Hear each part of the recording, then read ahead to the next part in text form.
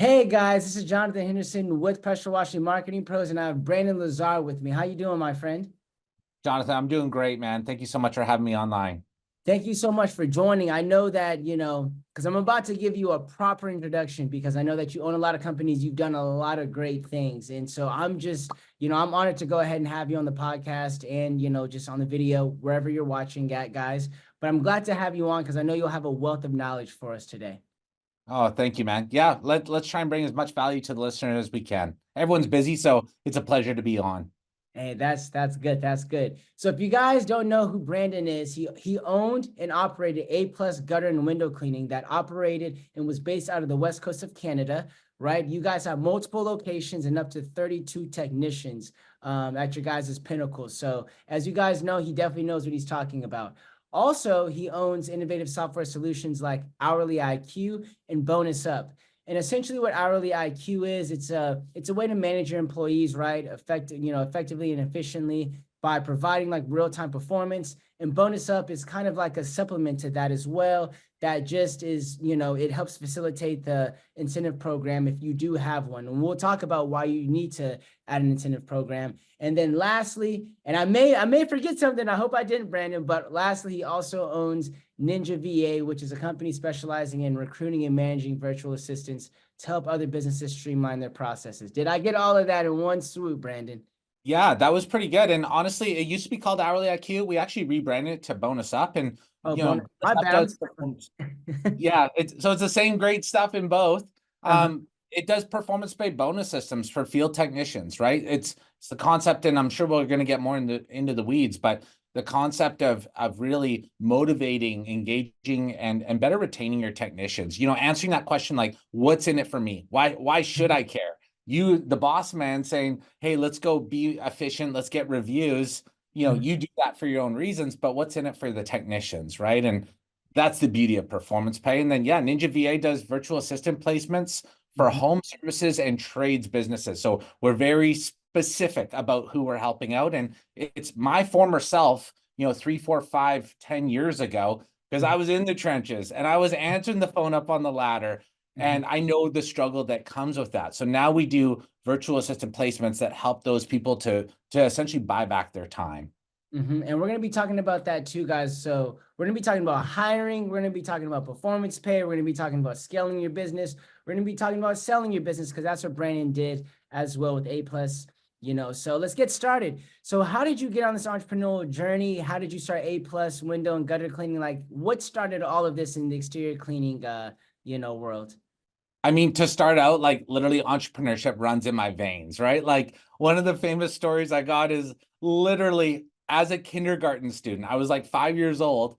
I found rocks in the playground and I tried to resell them to my kindergarten teacher. So Mm-hmm. like that goes to show, how deep it was running, right? Even at an early age. Mm-hmm. And yeah, I mean, I did some firefighting in university starting out. And, obviously even just that little bit of exposure in a corporate setting, working for the man was like, no, can't be doing this.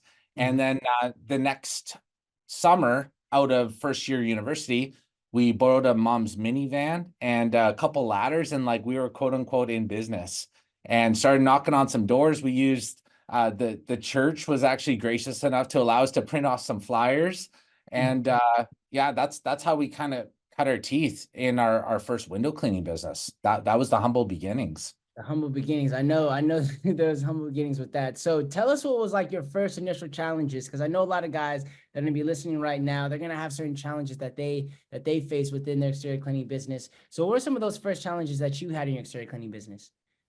Yeah, I feel like you just don't know what you don't know, right? Mhm. Like you're starting out, if you're a younger individual, you just don't have the wisdom or the insight to see the full picture, the full perspective. And I feel like oftentimes, especially when it comes to marketing, which I know you excel in, we're trying to put together the like whole picture with like a pinhole, a perspective.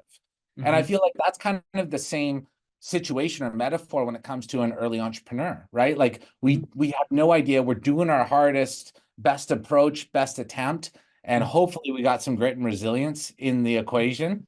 But it's just that kind of, as much as it's exciting and it's easy to make progress from that early start point, we just don't know what we don't know.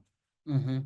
So you don't know what you don't know. So first off, I'll go ahead and ask you, what were some of the effective scaling strategies that you utilized in your business when you were first growing? Because I know that you guys got to 32 employees, like I said, 7 figures, obviously, because you're able to sell it. So what were some effective scaling strategies that you guys had implemented in your business when you first started? Yeah.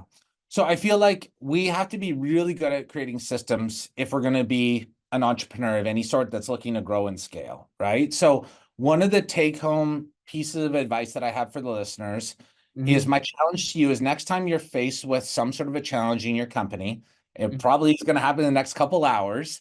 Mm-hmm. We don't want to be just a one-off manager where we go swoop in, we put on our cape rather, and we go swoop in and we save the day. And then we dip out and then that's it, right? Because Mm-hmm. systemically we had an issue.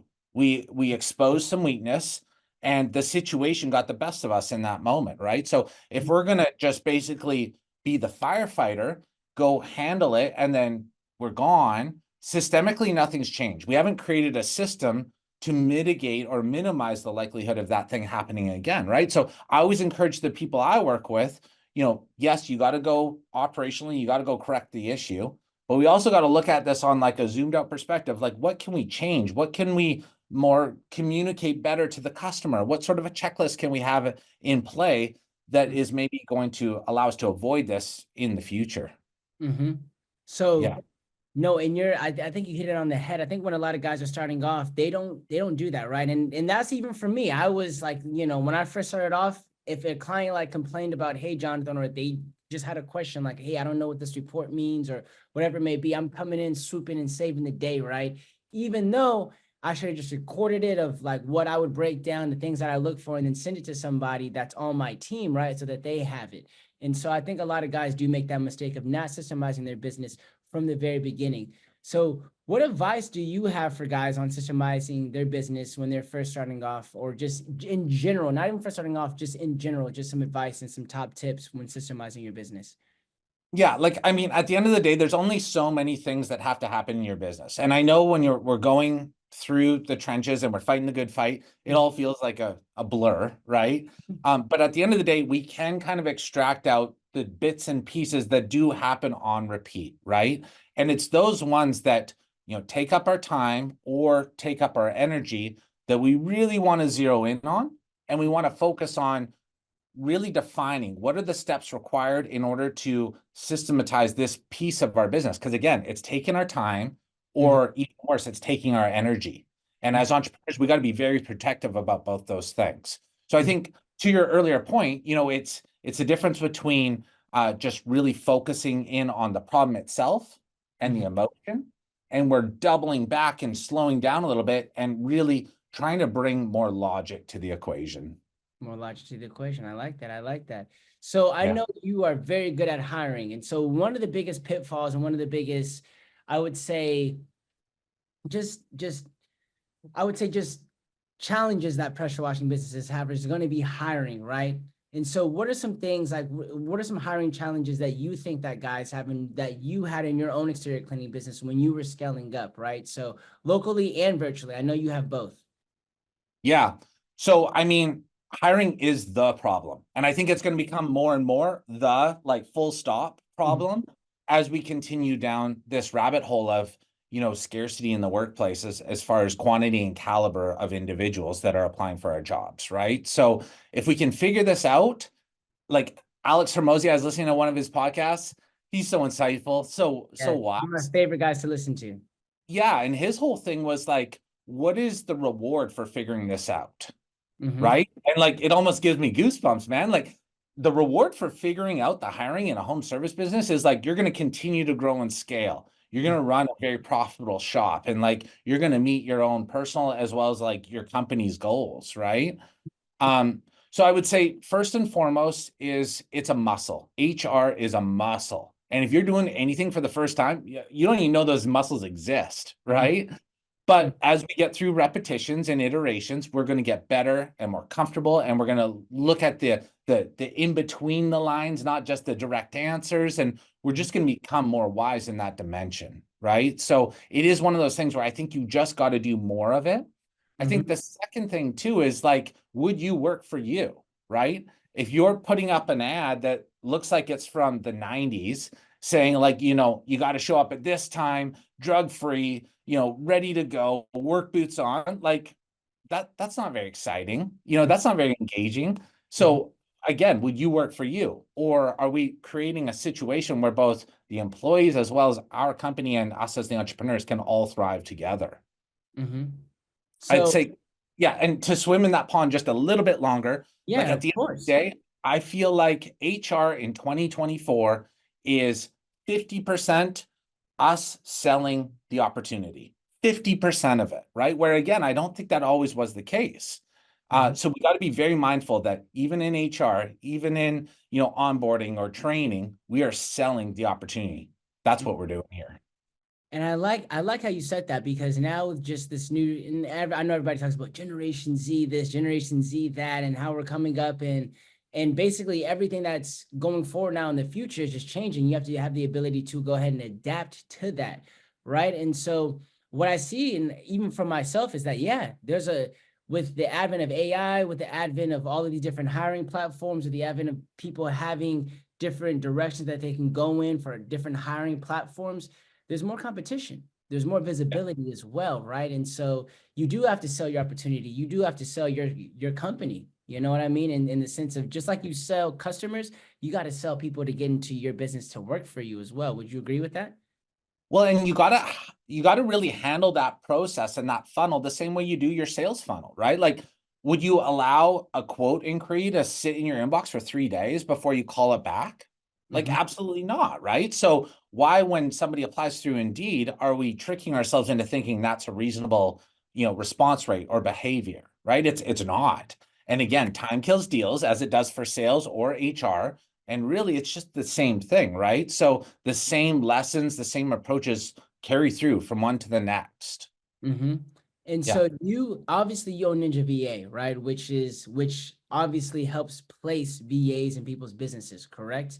And Yeah. so what are the differences, that the key differences that you've seen when it comes to hiring locally and hiring virtually, and how that can also relate to an exterior cleaning business as well?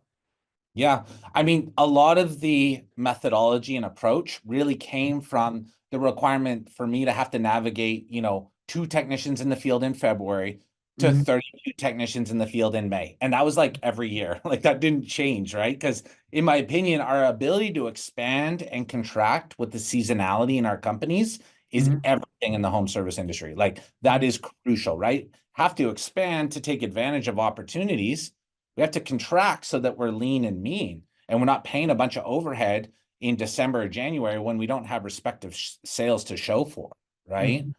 So I Hmm. would say there's a lot of carry through and commonality when it comes to that equation, right? So I mean, I go to the hiring funnel, right? We start with a large amount of applicants at the top, Hmm. and we continue to qualify them. And as we qualify them at every step of the way, either they're going to remove themselves by not complying with what we're asking them to do, or we're going to respectfully remove them from the competition, is really what it comes down to, right? And I feel like 200 to 1 is kind of the magic ratio, which for a lot of people that haven't really gotten into this on a deep level, that sounds like a lot. That sounds Yeah. like a lot of candidates to have to go through, and it is, right? But on average, I feel like if you got a rock star, be it a technician, an admin, or a VA, it's 200 to 1 is really what we got to sift through to find that one individual. So you guys hear it here first, like 200 individuals. You got to go through 200 individuals to find that. And another thing that I like that Alex Ramosi talked about, that you're talking about, that I apply now to every single thing that I do, whether it's employees or whether it's going to be just selling, right? Is going to be, he had a good quote where he said, look, man, if you sell 10,000 times, right? If you sell 10,000 times, you're going to be a millionaire, because if you just make the dedication to say, I got to do this 10,000 times and I'm going to go ahead and reach my goal. It kind of changes how you go about, like, it changes your mindset on things. Like if I say, look, I need to go ahead and if I want to have 10 good team members, just like you said, the 200 to 1 ratio, which that's actually really good to go ahead and think about. If I want to have 10 good team members, I might feasibly have to go ahead and go through 2,000 applicants, right? And so if Yeah. I have that in my mind, where I'm like, if I go through 2,000 applicants, I can probably have 10 good employees, no matter what position I go through, right? Then it's much easier to navigate that. Would you agree? Yeah, and it's defined. It's out in it's out in the open, and it's not like fearful. It's not like the unknown. It's like fully exposed. Okay, now it's a matter of let's figure out how we're going to do this. How are we going to implement? How are we going to, get through that amount of input so that we get our respective output? Are there Yeah. any distinct, if you can elaborate further, are there any distinct differences? Because I know you're talking about like hiring locally and virtually. Are there any like just true, like just even one like just distinct difference between hiring locally and virtually? That because I know a lot of guys in the home service industry, they don't really want to pull the gun when it comes to hiring a VA, you know what I mean, or whatever it may be. And obviously you have services like yours, but what's gonna be like the and that distinctive difference? I mean, we can go into it in more detail, but like honestly, it's a breath of fresh air. Going remote was my experience, and that was kind of like my whole origin story. Is like this is clunky. It's costing way too much to have somebody show up in a physical form and pay them 22 to 25 bucks an hour plus burdens on top. Where Mm-hmm. for 8 to 10 bucks an hour, I have somebody show up in the middle of the night, their time, by the way, Mm-hmm. who's like attention to detail. They're driven, they got good work ethic, and like they're almost like militant the way they act and respond, right? It's like duly noted, sir. And like you can even ask them to do things that are like very repetitive by nature. And I know one of my old past CSRs, like if I said, hey, I need you to call back this list of 100 clients who we haven't heard back from for the last 12 months, Mm-hmm.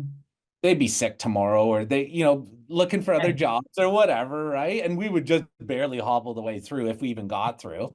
Where with the VAs, in general, this is all generalizing. Yes, In yes. general, it's like absolutely on it. I'll report back when I'm done. And it's like, yes, like that's how we can build a business now. Mm-hmm. So that would be kind of my one little bit, like apples to apples.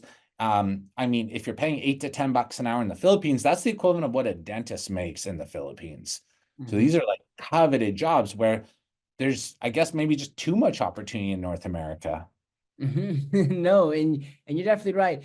And I like how you elaborated on that in the sense of just in CSR, for you guys who don't know, is customer service representative, correct? Yes, And sir. And so I've seen that even with our own account managers. Like we have account managers that we have sourced from like South Africa or from the Philippines and different areas. And I used to have people here in America. And I'm not bashing people in America, right? I'm not bashing people in America. But what I am saying is you're exactly right. And you can elaborate on that further, but you can tell somebody to go ahead and call 100 people like you just said, and you're gonna get, oh, well, I'm sick or I got to take care of my kids today. And those people, they really appreciate the opportunity that they have presented to in your company, and they're like, hey, I'll make these 100 calls and I'll also give you a summary for all of them, and you're not paying nearly as much. So can you talk about just that difficulty that you had in the beginning? Because I know that you said that you can elaborate on it further, where you're talking about, Yeah. hey man, in my business I hired these guys and we were just having all these problems. So can you tell us that origin story? Because I do want to talk to you about how you started Ninja VA and how you got into that. But can you Yeah. tell us the origin story of how you went that VA route, the virtual route? Yeah, for sure. I mean, so our business, I didn't just classify it as seasonal. I felt like it was hyper seasonal, right? Because we go from 2 technicians to 32 technicians. We go from, $3,000 in sales in January to our busiest month was $285,000 in May, right? So that's an aggressive curve to try and navigate, right? And obviously you always know the struggles that we receive out in the field, because that's where everything gets broken, or things, damage happens, stuff gets forgotten, whatever. But I think equally as difficult to navigate that same curve is in the office, right? So our average job size in the exterior cleaning space was, I don't know, 500-600 bucks, which Mm-hmm. meant like we would do 2,500 jobs in a year. That's a lot of admin, right? Like that's a lot of customer service life cycles from the point they call in or submit a form to get them booked in the CRM and scheduling all the rest of it. So we had 4 full-time CSRs in our office, literally this office that I'm in right now. Mm-hmm. And again, none of them were super, like they hadn't been around for that long, because that's just the reality of the industry and the seasonality of it. Mm-hmm. And we were coming into that super busy month. And it was like that feeling of like, okay, we just gotta get through, right? We just got to figure this out. Mm-hmm. And things were clunky, right? So I had one lady, I think she had some baby daddy drama happening, but like at least twice per day, she would leave the room in tears. And it was just like, I can't deal with somebody who's so hysterical. I swear I'm a nice guy myself. Like, I don't think I did anything to like offend her or anything. Mm-hmm. And then I had another guy. He used to be like a manager of a plumbing supply outfit. And like, he's the guy that should have had the assistant, but unfortunately, in this capacity, he was the assistant. So, like, stroll in, just super chill, like sipping his coffee. And it's like, dude, I need you to make calls and I need you to book some jobs here. Like, we Yeah. don't have this on a small business budget, right? Mm-hmm. And then we had another lady that was like really delightful, but like she couldn't get attention to detail. She would just make the most careless mistakes. And as you know, mistakes in admin is like that's the brain of the operation. So if you're routing crews the wrong ways, or Mm-hmm. in really what it came down to is I was overhearing a call unfold. It's an open concept office, Mm-hmm. and someone was confused as to why our crews were there. And ultimately, the reality was they weren't our customer. We were cleaning the wrong home, and ultimately somebody screwed up the address in the quote stage. The quote becomes the work order, and sure enough, our technicians show up. And to make matters worse, Jonathan, this was the second time inside of that same week where we cleaned the wrong home twice inside of 1 week. And already I'm feeling like, man, I'm paying 22 to 25 bucks an hour plus an extra 20% of burdens on top. Like, Mm-hmm. we just can't keep doing this. This is clunky. Mm-hmm. And then so Yeah. so then after that, when you're doing that, what kind of triggered you to go that in that virtual assistant route? Well, I mean, it sucks and I blame myself first, but I went through and I fired everyone. I cleaned house. Ooh. And I like that story. See, we're getting more out of you, Brandon, in this sense. Yeah. Like these are one of Yeah. those. So you completely cleaned house. Can you elaborate on that? Like after you cleaned house, kind of the steps that you took after you cleaned house? Yeah. I mean, and it does suck, right? Because like it's Mm-hmm. one thing to have to terminate a technician and it still sucks. So you're still dealing with humans looking to make a living. I feel like with the technicians, though, I can kind of put them in a headlock sometimes. And like, it's just that back and forth a little bit more. There's not as much harm where when you're terminating an admin, I feel like it's just that next level of evolution and maturity and like it's more serious. And so that really sucked. Like that, talk about wrecking your week, Mm-hmm. having to find four people one after another. And again, you should be making the argument that you're as much the problem as they are because you're the one that hired them. You're the one that managed them. You didn't give them enough feedback or whatever, right? Mm-hmm. Um, so then it became a rebuilding stage, right? So um, you know, tried to figure out the VA stuff. There's a lot to learn. Obviously, we're not only talking about remote. Like even if I were like, hey, Jonathan, I'm going to get you somebody in your same city, but they're just not going to come to your physical location and they're just going to clock in from abroad. You'd be like, oh, okay. Like we're going to Yeah. have to build some systems here, right? Well, now if I'm saying not only a different country, we're talking a different continent, Mm-hmm. right? Now we're like, okay. Yeah. There's going to be some lessons to be learned. So we started slow and eventually we got to the point where we had 4 full-time VAs. Mm-hmm. Jan was the manager of the VA. So all the other VAs basically reported into Jan. Mm-hmm. And that year that we implemented that, not only were things much, much smoother, but we saved $70,000 in admin overhead expense. Man. So it kind of served on all dimensions at that point. Mm-hmm. And then Yeah. for you guys at Ninja VA, are you guys just strictly like in the Philippines, like where you guys like have your hiring system, or are you guys like just all around? Like it could be US, it could be Europe, it could be Africa, it could be just everywhere. Like, do you guys source people from everywhere? Yeah, great question. So the Philippines has really been a focus of what's called BPO, business process outsourcing, right? Mhm. So you call into your cable provider, you're on support with Amazon, like Mhm. it's going to the Philippines. And it's been that way for the last, I'd say, good 20, 25 years. Mhm.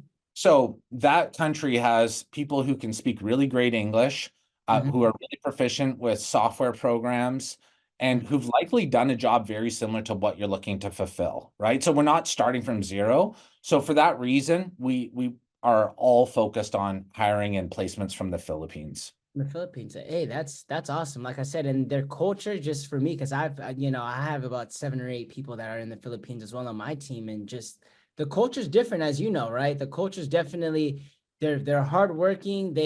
What they say they're gonna get done, they get done at that time. And it's just kind of like an embodiment of it, just like who they are, just like the honesty, integrity, all of that. And so when it came to selling your business, right? Because I know that you were talking about scaling. What was one of the more difficult things when it came to scaling at large, right? Because I know people are like the preparation, for selling a business, the preparation of selling and, having your business systems down, right? Having your business systems down, having your hiring down, and just basically it's going to be systems. So, what was one of the biggest things when you were scaling like a team from like, 2 employees, like you said, to 32? Yeah. As far as, sorry, preparation for the sale? Well, not preparation for the sale. I'm just saying that, like, I know that you sold your business, so I know that you have those systems in place. I'm sorry for wording that. I'm sorry for wording that not properly, man. But No. just from scaling from 2 to 32 people, what was like the biggest, like, roadblock that you had in your business? You know what I mean? When it came to scaling that, and like other guys may be able to relate Yeah. to as well. Yeah, I feel like it's always sexy to say, oh, I'm gonna go start a new location, right? And geographically, let's expand to like a new city, right? You gotta be really careful in that equation, in my opinion. I feel like oftentimes that decision is actually based on maybe like ego or other things that are not like data centric, that are saying, yes, you have in fact saturated the local area, and the only way you can continue to drive top line sales is by spreading geographically, right? And I feel like a lot of people don't realize how difficult it is to maintain good culture in a satellite location. How awkward it is when you get a call back on a Friday afternoon at that location that's 1 to 3 hours down the road. Like, there's a lot that goes into that, and to get it to the point where it's sustainable and there's enough support infrastructure out there is really tricky.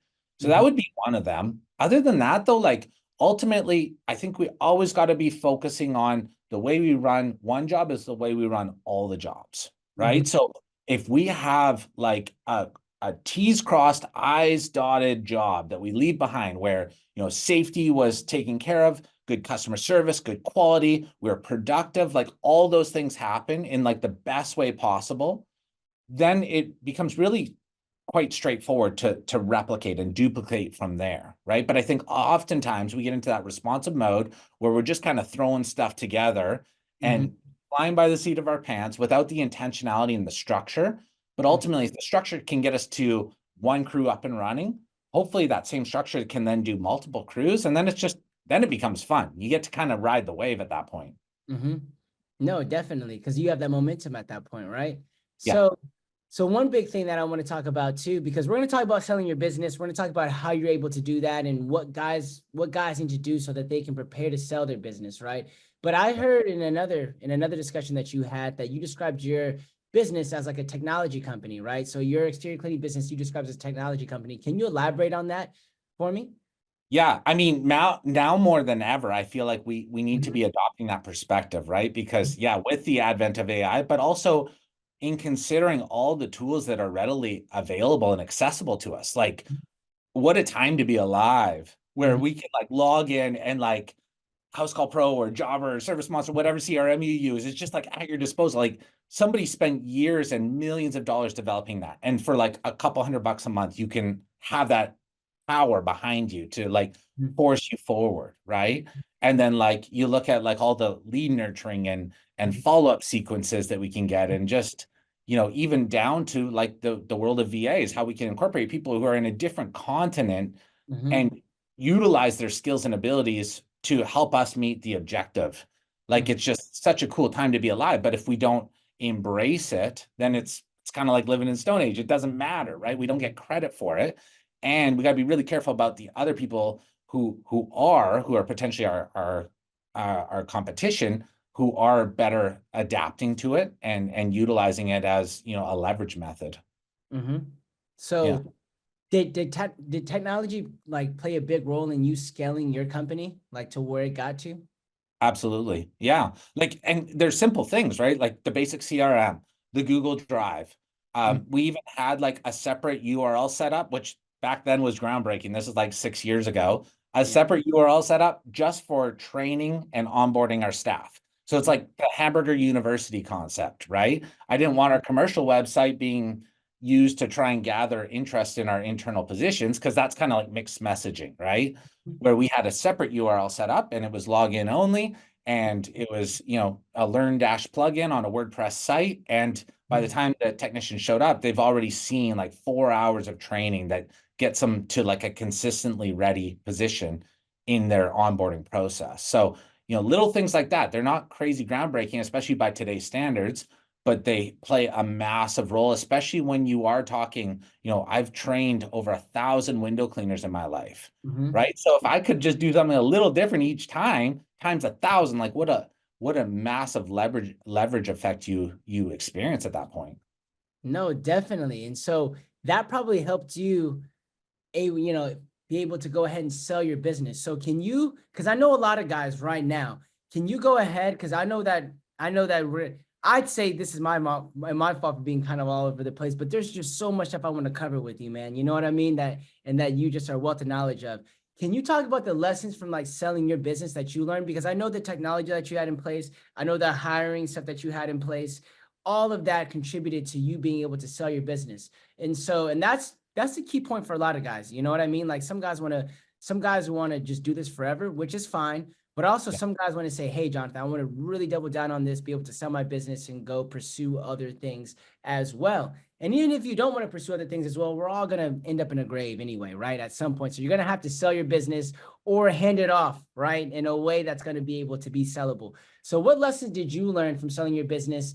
And I know that you sold it without an earnout too, as well, correct? And Yes, so, sir. Yeah. so can you go ahead and elaborate on that? Like kind of what you should do to structure your business so that it would be sellable?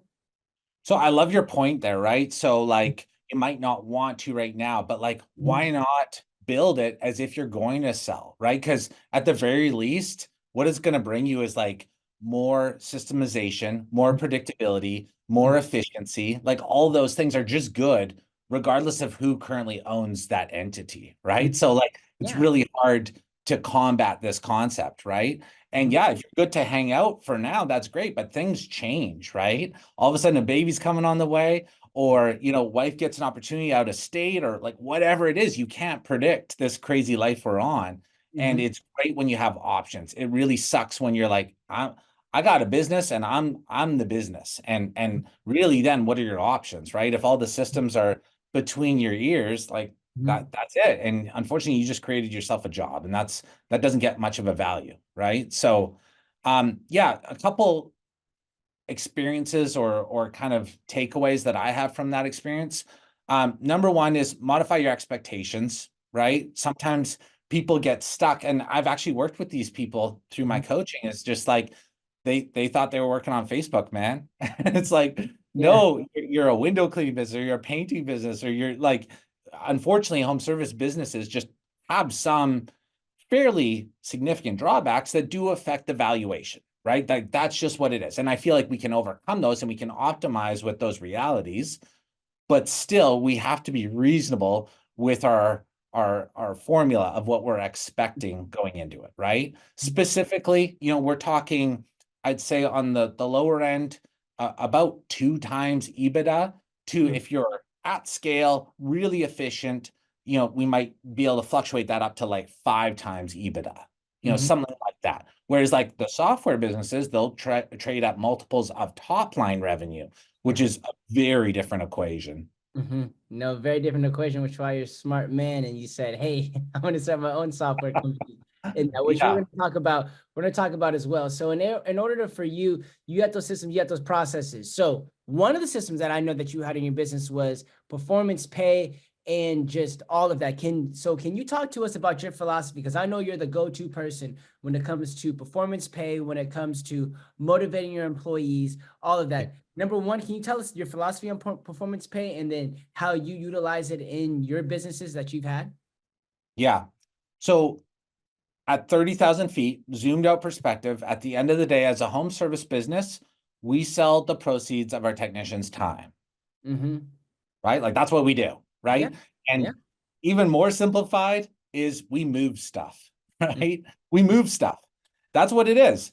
It could be, rubber against glass. It could be a paintbrush against a wall. Could be bricks into, a yard. Like it's actually a very simplified process when you're looking at it from that lens, right? We want to create an environment where we have a sense of alignment with our technicians, Mm-hmm. right? it's not enough for you to be like, hey guys, we got to go out, we got to be productive, we got to get reviews, we got to avoid callbacks. Because Mm-hmm. again, if that's all it comes down to, and that's the motivating force, is you saying it, but they're going to make their 15, 20, 25 bucks an hour regardless of what happens, then that creates kind of a disalignment, right? They're getting rewarded for running out the clock, and ultimately the number of hours that they input is what they output, what they Mm-hmm. receive. And you're stuck there caring about all these priorities that they really have no ownership over. Mm-hmm. So I would say that's kind of the fundamentals where we want to start, right? Beyond that, I feel like if there's an umbrella of performance pay, there's kind of two sides of it. The first one, again, deals with the reality that we sell the proceeds of our technicians' time. So it Mm-hmm. needs to be in line with that fact. It needs to be around productivity, which usually productivity is measured in dollars per hour of revenue, Mm-hmm. right? It's the man hour. The Mm-hmm. other side of that equation, of that umbrella, is what we call performance bonuses. So reviews, referrals, upsells, things that are good and healthy for your business. Mm-hmm. Yeah. So, what are some ways that you've been able to go ahead and implement like performance pay, like reviews, all of that? Can you elaborate some strategies that guys can utilize when it comes to performance pay and how that can increase their culture and also efficiency? Because one key thing I love that, and I'll restate the question again because I know I'm about to ask or I'm about to say something that you said that I loved, and I want to go ahead and double down on that is a misalignment of expectations, right? So, like this person, if they have no incentive to go ahead and do the job better, why would they do it better? Because they're like, look, whether I do a bad job on this or whether I do a good job on this, I'm going to get paid the same. If there's no performance, pay on there, right? So they're like, I'm going to get paid the same. Then you as an owner, you're like, dude, we don't give people context. Back to Alex Hermosi and Layla Hermosi, we don't give our employees context. So we're like, dude, if you do a really good job on this, this person may go ahead and refer this person, then this person, and we're going to get more jobs and I can pay you more. But they don't have that context, right? So, I guess performance pay is really good. But, Well, yeah, go on. and I'm sorry. I would say like on a small crew, it's one thing. If you're like working next to the technician, excuse me, on a regular basis, and you create that sense of rapport and they respect you and they're doing the stuff because they're next to you, that's great and all, but it's not going to scale, right? Where when we deploy performance pay, this stuff scales with your company. And like to my point, I had, a bunch of faces around the circle in the morning meeting where I never seen them before, right? They're on our team, they're wearing our colors, but we Yeah. need a system that can kind of motivate, engage, and better retain them above and beyond what I can bring to the table because I'm not scalable myself, right? Mm-hmm. Yeah. So what are some things that you did for performance pay, like reviews? What are some other ways that guys can implement performance pay when it comes to not only just reviews, because we might hear like, hey, you have to do these reviews, but what are some ways that guys can implement performance pay in their business? Yeah. So I'd say the one proviso here getting into this topic is obviously because I built this software, I've seen people come to us with a Uh-huh. whole bunch of like really crazy, Uh-huh. very creative and colorful ideas as to how they should do it. Mm-hmm. The quickest way to fall off is we're going to forego engagement and buy-in from our technicians, and we're going to do that by making something that's way too complicated, Mm-hmm. right? Too many variables, too much going on, where ultimately the test should be, can your technician explain how they get paid to their spouse at the dinner table? Mm-hmm. Right. And if they can do that and they both understand, then it's like, great. Now we've created a system where they can easily buy in and we can easily engage them. And we're going to then motivate them to go do the stuff we care about.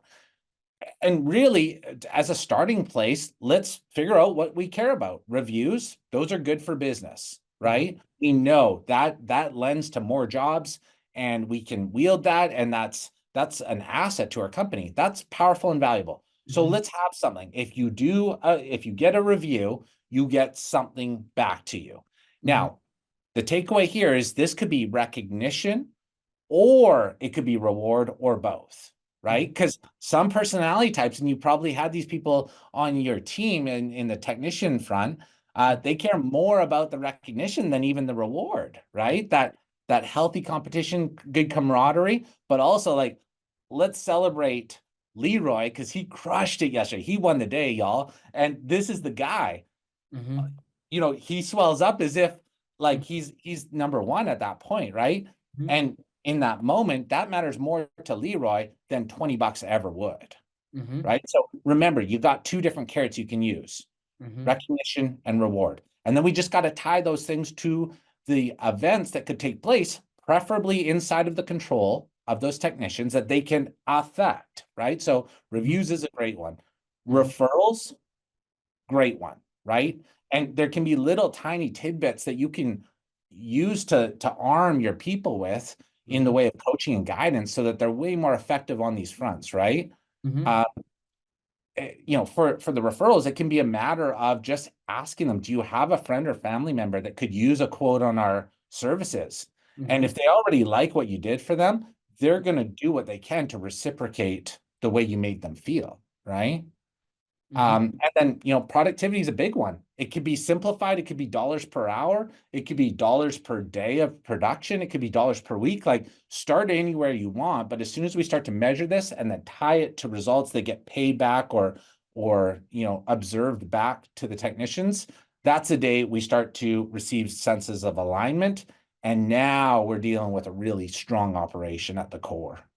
Man, that is awesome. And I liked one thing that you said about the recognition piece and the levers that really motivate people. Because I know for me, this was one of the biggest mistakes that I made in my own business. As you know, entrepreneurs, we're always about just growing, you know what I mean? Like, and we're just like, look, it's a thankless job, a lot of the stuff that we do, even being owners, right? We're not thanked, we don't get recognition. So really, that's probably not high on our totem pole, right? Like, and for some entrepreneurs it is, but you already know you're not going to be a successful entrepreneur probably if you're always looking for recognition, right? Like, you're just not going to be. But I said, I can't go ahead and treat other people the same way that I feel, where I'm like, look, I don't need recognition. I don't need recognition for the things that I do. And I was kind of just putting that onto my team, where I'm like, hey, look, I gave you this bonus for this, that, and the other, like, but you're right. I like how you said that. Like, some guys really just want the recognition when it comes to that. So one thing I want to talk about is how does bonus up, help, integrate that in guys' business, where they're like, man, what Brandon's talking about, I'm really jiving with that. How can bonus up help me go ahead and implement that in my business and make it much easier for me to implement that for my employees? Yeah. Well, I mean, the first thing is like that I would point out, Mm-hmm. it's not great for sales, but like, you don't need bonus up, right? Like, you can, if you're just paying base wages, Mm-hmm. I'm so excited for you because you can do this on paper. You could do Mm-hmm. this on an Excel spreadsheet. And Mm-hmm. yeah, when you get to the point where you want something that's like a Ferrari versus a Kia, then Mm-hmm. by all means, we got bonus up waiting for you, right? But ultimately, we need something that can administer what we're talking about. And Mm-hmm. ideally speaking, we want to create something that is really easy to give ongoing and regular feedback to our technicians, right? Because if we get their initial buy-in, but then all we're giving them for feedback is like, with their pay stub, hey, Jonathan, your hours were $848, your bonuses were 253, Mm-hmm. with no context. And meanwhile, you were just working as hard as you could through that entire pay period. Like, that's Mm-hmm. not going to maintain your buy-in, right? So we want to be mindful of those important attributes to whatever performance pay bonus system we implement. Mm-hmm. And look, Brandon, I know you're being humble right now, man. I know you're being humble, and you're like, "Hey, man, look, you can use it in any way." Look, but I've had some big hitters, you know what I mean, that use your system. So and I think this could be so. If I'm looking at it, will Bonus Up do that as well, to where it will like tell, like, just like, hey, this is the performance. We're putting these numbers behind, like, or we're giving context to your bonuses. We're giving context to your hourly wages. Is that Yeah. something that Bonus Up will just help streamline for a lot of guys? Yeah, so we integrate with House Call Pro and Mm-hmm. with Jobber right now. Mm-hmm. You can also do manual entry too, which ultimately we need to know the hours worked and the value of the jobs, right? So great VA work if you're not on one of those CRMs, Mm-hmm. right? So above and beyond administering the performance pay bonus system for your company, it also does a huge amount of uh, data gathering. Mm-hmm. Because again, you got to remember, when I was going from 2 technicians to 32 technicians, some Mm-hmm. of those people probably shouldn't have been around that circle in that morning meeting, right? So Mm-hmm. through the concept of bonus up, I could actually see who's performing well on an individual level, right? And one of the craziest things it does, actually, there's two that I'm going to share with you. Yeah, of One course. is, it's called the crew effect. So it looks at each technician and Mm-hmm. it looks like their involvement while working with other technicians. And Mm-hmm. what you'll find is some technicians are net contributors and Mm-hmm. some are detractors, meaning they bring out the worst case of every situation they're in, right? We probably experienced that on an emotional level, but we Mm-hmm. never had like, holy smokes, Leroy, he brings out minus $12 per hour of productivity on average for every single technician that he works beside, Mm-hmm. right? Mm-hmm. So that's kind of a bit of a mic drop. The other one is overpaid, underpaid, right? So if we have a target labor of say 20%, that's what we're shooting for in our company. Mm-hmm. What it does is it looks at each individual technician. It says, hey, this person's actually overpaid. They're actually costing us, say, 25%. And what that'll do is it'll reverse engineer and it'll say, he's getting paid an extra $4.28 per hour versus what he actually should be getting paid. Mm-hmm. So every hour he works, he Mm-hmm. ain't bringing it to the table to the point of you're overpaying $4.28 that you really shouldn't be. He's kind of mismatching or not bringing it to the table. So there's a couple things in there that just really allow you to grow and scale your company, but also point out the awesome and the good. Because if we can go give somebody a high five and a raise, and we all want to be mentors and leaders that don't let good work go unnoticed, and Mm-hmm. this can also do that as well. Mm-hmm. And Yeah, so I'm glad you mentioned that because like one of our clients, Fred and Christine, like I said, they use Bonus Up and they were talking about that. Like when I went to go visit them and they had all that stuff, they were talking about like, hey, yeah, we can have technicians where we can see that. And they were even talking about there were certain technicians where they weren't the best skill wise, but it was like whether it be their personality, whether it be anything, it's like, yeah, I'm thinking that this guy, he gets callbacks and all that sometimes, whenever he's on a job. But man, whenever this guy's working with other people on the team, this guy's increasing this other guy's efficiency by like 50%, whatever it may be. And we don't look at him as like, he doesn't have the most experience, he's not the most skillful. But also at the same time, we're looking at him, we're saying, anytime he's working with somebody, this is like a glue guy. He just makes everybody better. And that's sure. what a system like that of Bonus Up can kind of go ahead and see. So I'm glad you mentioned that because those are small things that we never go ahead and see. And I've made some bad decisions in my own company where I fired somebody and then the efficiency of the team kind of went down. And I'm like, you know what? Next time when I do this, I need to ask other people. I need a system like Bonus Up or a software like Bonus Up, something like that, that can tell me like, man, if I go ahead and get rid of this person, this could have, huge ramifications on, in a negative way, right? On my, Totally. Yeah. so. So a couple things. Number one, Fred and Christine are great. They're awesome. They actually have two VAs with us too, two ninjas on their team.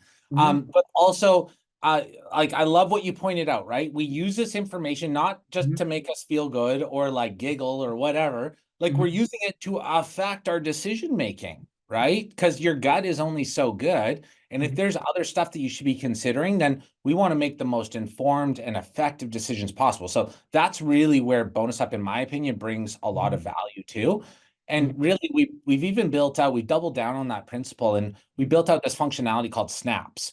So you mhm, can just set up rules in the system and say, hey, let me know if somebody's overpaid by more than $2 per hour. Send me a mhm, snap, right? mhm, Or let me know if somebody gets more than two callbacks inside of 1 month, right? So then it's kind of just patrolling the data and it'll point out what's worth, mentioning. And again, I want to emphasize this can be good stuff too.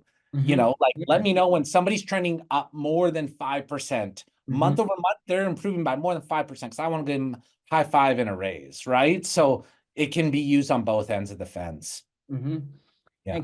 And kind of transitioning back to the hiring the virtual assistant. So if I'm somebody, because I know you also have Ninja VA, if I'm somebody and I'm looking for a virtual assistant, what's what's the first hire I can make? Like, what's the biggest thing that you've just seen?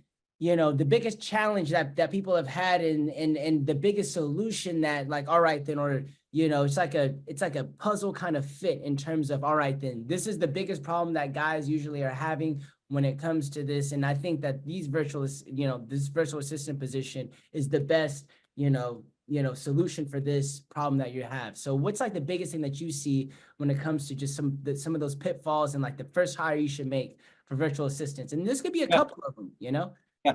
So you're saying like for the clients, what's the biggest takeaway in terms of benefit? So basically what's like the first, like what's the biggest challenge that you see that guys are having, and that first virtual assistant hire that where you're like, look, I recommend for the most common problem that guys have is this is X, and this virtual assistant like hire right here, which they can go ahead and take care of these tasks. This is what you should go ahead and hire. Does that Yes, make sir. sense?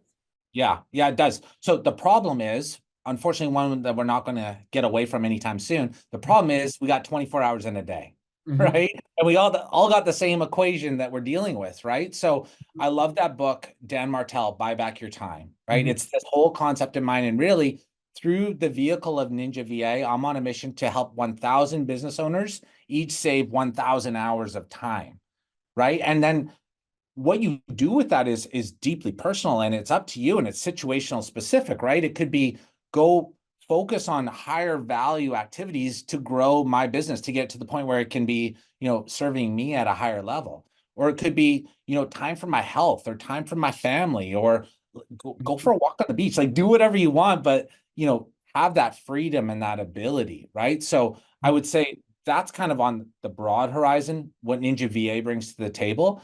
On the more granular level, I would say we all know there's a bunch of stuff, almost like low-hanging fruit, that we should be doing in our company.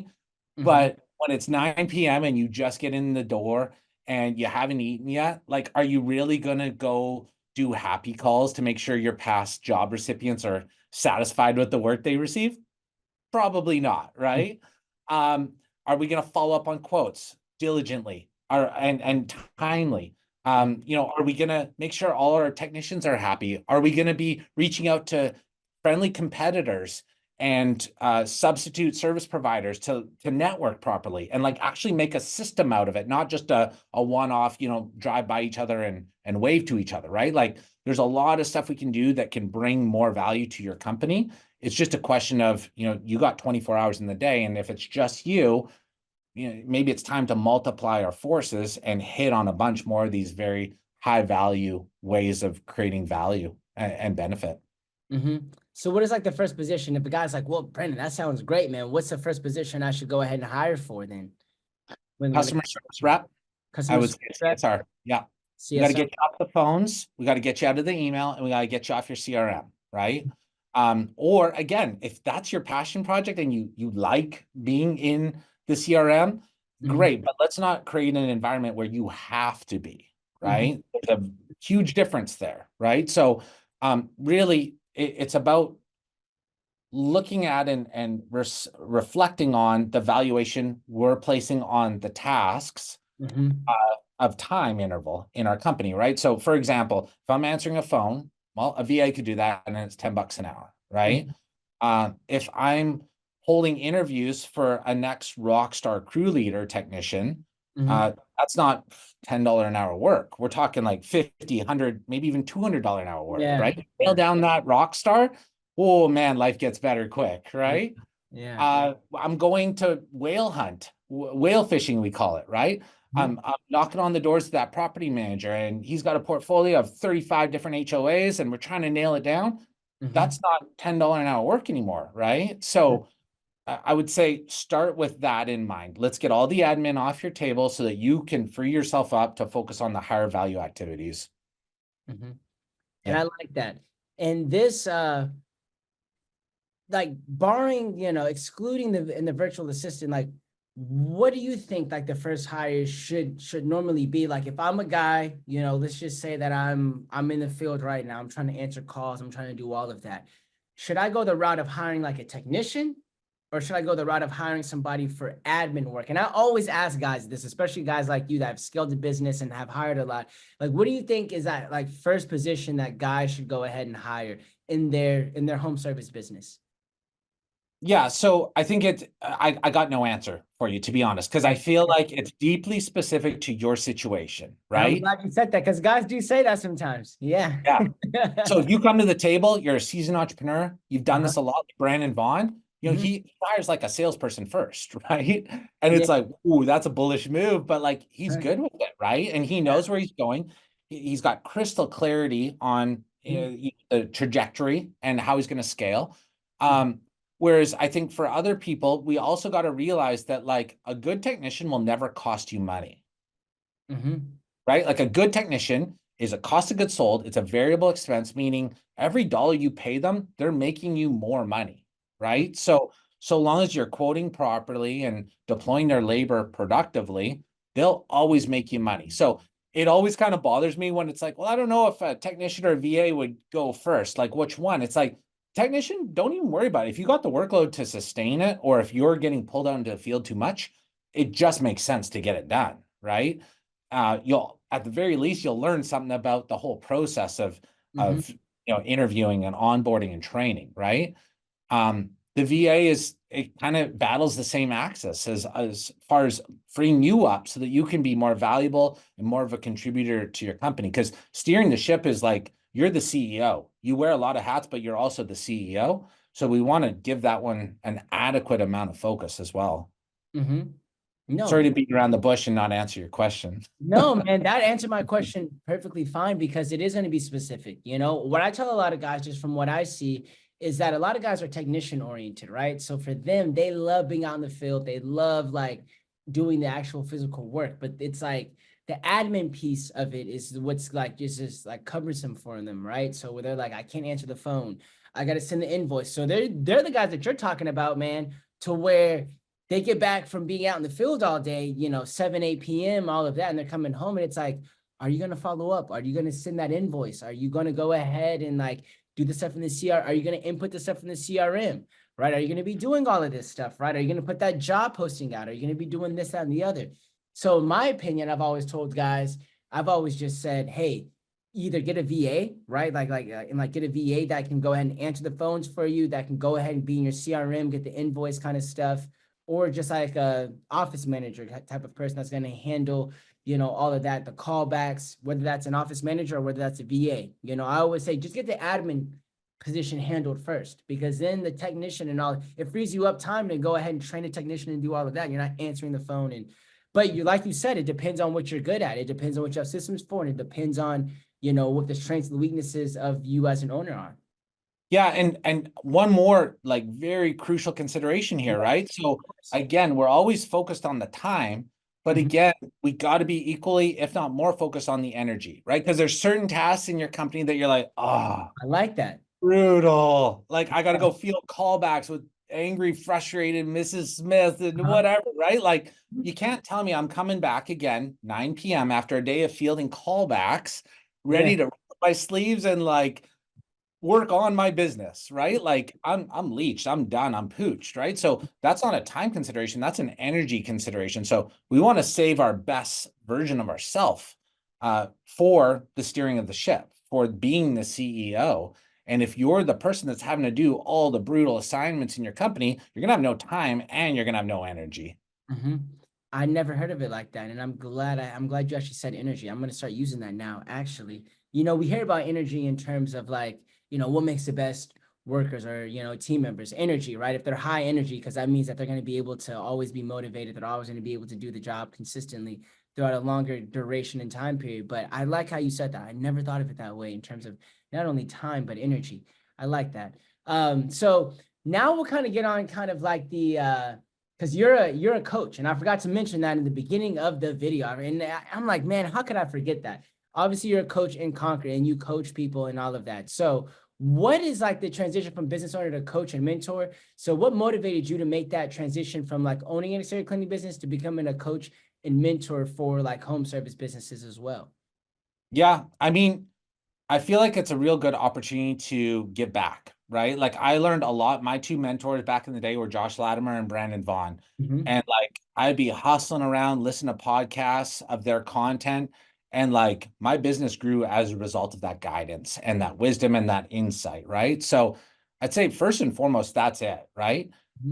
Number two is I like winning, right? And I feel like the person you're in the best position to help is the person you used to be, right? So if I can get matched up and I've been there and done it, and you're starting out on that journey, like Mm-hmm. no doubt you're probably going to figure it out on your own, but I'm pretty confident I can get you there faster and with, less damage along the way, right? So quicker and more efficient is really what it comes down to. So yeah, no, the coaching's great. I like it. I've actually been a Conquer coach going on 3 years now, and helped a lot of people to attain their goals, and their goals can be anything, right? I think so often we revert to just growth is the path, and it's only growth, it's only top line revenue. There's a lot of other things that we can do to improve your business to meet your goals outside of just growing top line revenue and profitability. No, definitely, definitely. So what's the biggest thing that you see just from coaching? And I know I probably, man, honestly, Brandon, I'm glad you're so patient with me, man, because I'm probably asking you this like question like 3 or 4 damn times, man. But it's all good here though, right? So when you're coaching these guys, right? What's the biggest, and it could be anything. It could be just how they have with them when it comes to hiring, it could be any of this kind of stuff. But what's like the biggest kind of challenges that you guys or that you see from guys that you're coaching, right? When it comes to the home service, like, when it comes to home service business, it could be marketing. It could be anything that you could say like, hey, this is the biggest challenge I see that guys have. Yeah. So again, hypothetical, zoomed out approach. We got 2 levers. That's all we got in this home service business, right? We got the one, we pull it down, we get staff. They show up, they're trained, they're onboarded, they're the 1 in the 200, right? That's one of them. The Mm-hmm. other one, we got sales, right? Mm-hmm. We use services like yours. We Mm-hmm. get leads, we convert those into quote opportunities, we convert those quotes, we get jobs, right? We don't want to do too much work, not enough people, too much work, not enough people, too many people, not enough work. Both Yeah. those, right? Like those are equally Mm-hmm. unfun to be in, very pinchy, and very potentially like stressful and expensive situations to be in, right? So I would say really, once we dissect that, it's going to be one of those two that are the stemmings or the root of the issue that we're dealing with. And I think for some people it oscillates. It's one, and then they take care of that, and then it's proficient, and then it now becomes the other side of that equation. Great, I got a consistent lead flow coming in. Now I'm booked up 3, 4, 5 weeks out in advance, and I can't do anything else. And customers are literally going somewhere else because that's not a good solution that I can provide them. Now I got to go back and I got to hire more people and get them trained up and get that extra vehicle on the road or whatever, right? So on the highest level, that's where I go with it. Guys have those issues. So I know something like Ninja VA really helps people when it comes to like just their hiring process, getting them that time and all of that. And so I know I didn't get a chance to elaborate on it earlier because that's what I want to segue into as well. Just the personal kind of stuff, but also when it comes to your guys and like you said, just sales, hiring, that's the 2 biggest things that I've seen too. And I can double down and say that you are correct on that. So when guys Yeah, are hiring and they're looking, and like I said, man, I've heard very good things about your companies with that. So I want you to promote that stuff. I I know, appreciate it. you have Thank you. I know you have a good, those good companies. So when it comes to Ninja VA, how can, just like you just stated, the 2 biggest problems are hiring and, the sales stuff. So how can they leverage like Ninja VA in their business? Like what's like, I know some guys need to be like, I can do this on my own, man, where I can maybe be able to get a virtual assistant, but how does Ninja VA help them with that process? I mean, we're going to provide you. So like, yeah, you can do it on your own, 100%. There's a lot of places in the year 2024 where you can go on the interwebs and find a VA, right? The thing is, though, is like we've created not only systems, but entire software where we have hundreds of VAs coming through our pipeline, and they're Mm-hmm. getting vetted with assessments that are deeply specific to the roles that we're looking for them to fulfill, right? Like literally, they're answering questions about like, where would you place this job on this full schedule, Mm-hmm. right? This crew needs to be routed, and these are the jobs they're doing already this day, right? How do you answer the phone with this customer with this situation, right? So again, we're very niche specific. It's home services and trades. That's all we do the placements for.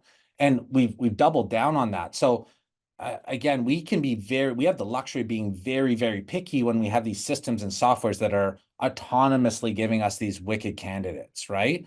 If you're going in, you don't really have the context as to like what is a great candidate, what should I be looking at? Because there Mm-hmm. are some nuanced differences compared to hiring technicians locally, right? Like it's a different thing, right? So I would say, yeah, you can try it, but if, in my opinion, like my coaching advice is why? Why would you want to? If it's a one-off assignment, most companies are good with one VA. Fred and Christine have 2. There's some companies that have more. But Mm-hmm. like usually if it's a one-off assignment, like why get good at that? Why not just get somebody else to bring you the best, keep you on the offense so you can drive sales, and we'll take care of the defense for you.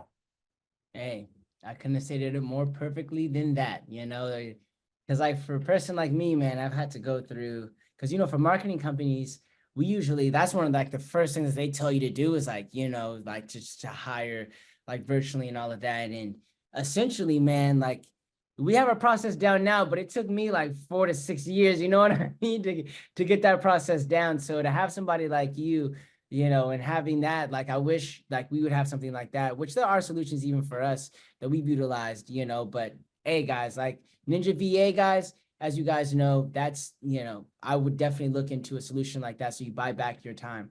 So the future work of virtual assistants, like how do you see the role of virtual assistants evolving in like future and like the future of the work that we do, now like home service and all of that? Like where do you see the future of that? I just would like your opinion on that.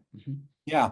One other thing I'd like to say about your last question there too is um, having a system or a service that Mhm. kind of knows what that looks like and feels like, and that is the only dimension that they operate in. Mhm. Not like, okay, you're a fitness influencer here, and Yeah, then we're going to do a placement for an electrician over here, yeah, and then yeah, oh, it's a marketing company. Like yeah. you're not going to get as good of results, right? And through the software that we've created, Mhm. you can actually see live screen grabs of what your VA is working on, like instantaneously. And Mhm. like, thankfully, we've had that in place because it's one of those things where like everyone's VA is awesome until you truly know kind of Yeah. what's going on, right? And it's a double-edged sword for us. We present this awesome software that does give you that full clarity as to how focused they are. Mhm. But on the flip side, like 2 weeks ago, we had a VA who, I get it, it's middle of the night their time, but they fell asleep at their desk, right? And all of a sudden activity slumped off, right? But Mhm. thankfully, because of the software, we were able to see that and then focus in on it very quickly, right? So if you're dealing with a service that doesn't provide that level of clarity of what's going on, there's also this concept of padding in the VA space where they'll have 2 or 3 or 4 jobs going at the same time, right? If they have lacking moral fiber. And, you might be paying full wages, but only getting like a quarter of one's output, right? So all stuff to be mindful of if you are going to attempt it on your own, right? Mhm. Um, to your other point, sorry, refresh my mind again. The other No, no, question. no, no. I'm glad you elaborated on that. You know what I mean? I'm glad you elaborated on that. So how do you see the role of virtual assistants evolving in the future of like the home service business like world?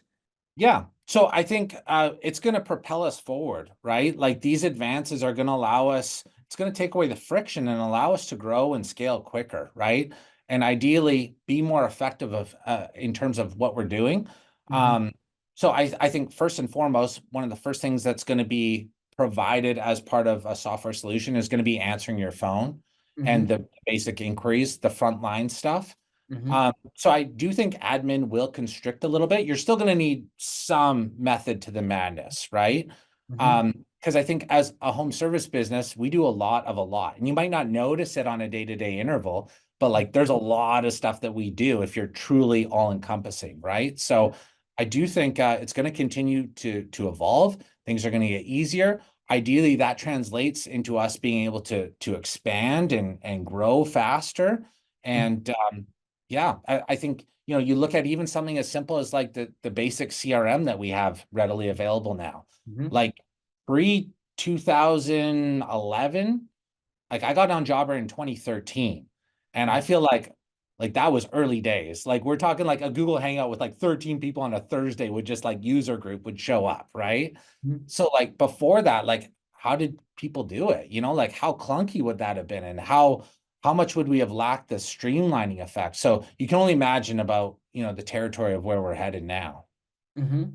No, definitely, definitely. So now I want to kind of ask you some personal questions, man, in terms of just like business wise, like, but like just entrepreneur, because I know we're coming up on some time, man. I want to make sure that you have, you meet your meeting. So first, you sold your business, right? Did very well. So what is that like mindset like post sale? Because I know some guys go through kind of like a depression kind of thing, where they're like, man, I don't know what I'm doing. So how's your mindset in your daily routine? Because I know being a home service business owner, you're kind of just like your routine's different. Like depending on the business that you have, which is going to be my next question about personal growth, but has your mindset in your daily routine changed in selling your business and you focus more on your software companies and your coaching? Yeah, like I think what it forced, and it's always good advice, is like your business is not your identity, right? Mm-hmm. And those words are easier said than done, right? But when you're in it and like call it like it was a decade and a half I owned that company, right? Yeah. Like 15 my years. blood was my blood was blue, man. Yeah. and that was our logo color, right? So it forced me to have to go through that separation of like, yeah, this is an entity. Fortunately, I've got it to the point where it can breathe and live on its own. And now Mhm. it's time to, be kept by some other parents, right? Is really what it comes down to. So I think it's a good, healthy exercise. I also always saw myself as like a business person that was doing exterior home maintenance or Mhm. doing home services, right? Not like a home service technician at the core who's really passionate about the trade that I was rendering, right? So I think that's an important distinction to make as well. Okay, then. Okay, then. What advice do you have for any young entrepreneurs that when they're just starting out, especially in the home service industry, like what advice would you give them? Just get going. Get going as quick as you possibly can, because Mhm. when your needs are few, it's really easy to be satisfied, right? If you don't have the looming requirement of a mortgage and a family and dependence, Mhm. and even like credit card bills and stuff like that, like if you're before all of that, like you can do no harm. And even if you crash and burn, like it really doesn't matter. You get Yeah. back up, you dust yourself off, Yeah. and right back at it, man. Yeah. Yeah, no, most definitely. And then just the last one, it doesn't have to necessarily be in like your home service business. It could just be just in general. Can you discuss a time when personal growth like directly impacted your like business success, or like, you need to overcome a hardship or just anything like that? Can you discuss a time?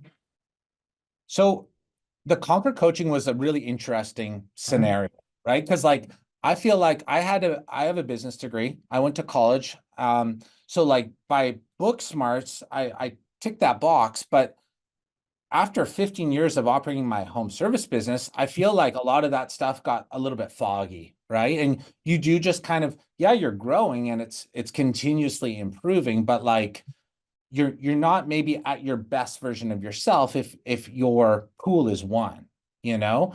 As soon as I got into the Conquer coaching certification program, it was an eye opener, right? Because it's like, oh wow, there's a lot of other people here that are Mhm. you're not the top 1% anymore. You're actually average. It's like going to the NBA, right? Like each one of those people shone when they were in high school ball. They go to the NBA and like they're just the average. That's all it is, right? Because it's the best of the best. So I would say that was a humbling experience for me to be a part of. And it was really eye-opening to see like there's a lot of people doing some really cool things in this industry. And yeah, it's been a really cool thing to have to navigate through. And through that process, I'm a stronger, more insightful, you know, in a position to help other people, I'd like to think. Mm-hmm. Most definitely, most definitely. So, like I said, Brendan, I really appreciate the time that you've had. Just you dropped a lot of different gems, and then, like I said, I appreciate all the time that you have. So, where can people find you at? So, like I said, bonus up, and I not hourly IQ, guys. I messed up in the beginning. Not hourly IQ. They're both. It's combined, and I should have known that whenever I talked to Fred and like Christine with all that other kind of stuff. With all that, I should have known No that. worries. I think it forwards them anyway. So if they go, no Yeah. problem. Yeah, Yeah. so I know because I know I was doing a lot of research with that. So where can people find you at for Bonus Up Ninja VA when it comes to just also you when it comes to like Conquer as well? So where can people find you at? Yeah, so bonusup.com, Hmm. ninjava.com. And if they use the promo code, if they do feel like it'd be a good fit, if they Hmm. use the promo code Jonathan100, Okay. they'll actually get $100 off on their placement. And that placement fee, honestly, you break even inside of 2 weeks when you compare it to local in-person admin compared to how much you save with a VA. So keep that in mind, Jonathan100. And yeah, on predominantly Facebook, facebook.com/Brandon Lazar. Add me as a friend and send me a message. I always love to talk shop and hopefully bring as much value to the table as possible. No, you definitely brought value. You definitely brought value to the table. And so, guys, all of these URLs will also be posted in the description of this video as well. So we'll have that bonusup.com, ninjava.com. I'll also put the code on there, Jonathan100, so that you guys can use that for your first placement of Ninja VA. But like I want to just reiterate again, guys, the reason why I brought Brandon on, he works with a lot of people that I know. He's killing the game. Like I said, 15 years.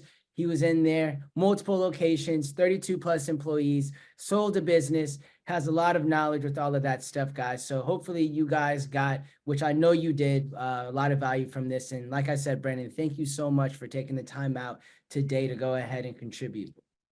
It was a pleasure. Thanks for having me on. No problem, man. Thank you. And you know what, guys? Like, if you're watching on YouTube, the podcast, thank you guys for watching. If you guys have any questions, or just anything about Ninja VA, bonusup.com, just what we talked about as well, go ahead and make sure to leave that in the comments below or anything like that. And I'll make sure I can route that, to Brandon if need be, or just anything like that, if I can answer any questions myself. But thank you guys for watching, and I will see you guys in the next episode.